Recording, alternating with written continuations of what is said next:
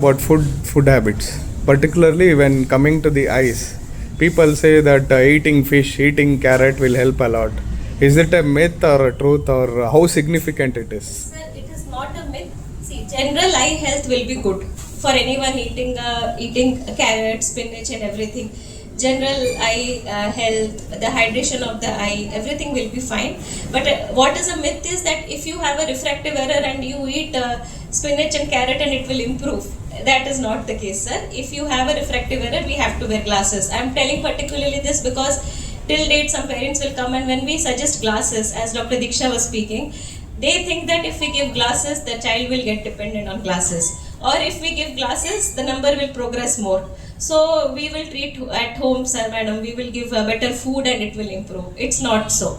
It is a myth when it comes to it will treat some eye condition. It is good for general eye health. I agree on that because it is vitamin A. Vitamin A is good for the vision.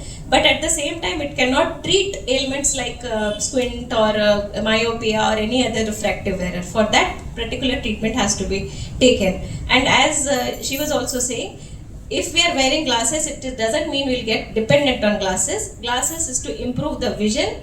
And if you wear glasses and thinking that if we wear glasses, our number will go on increasing, it's not like that. That is a myth.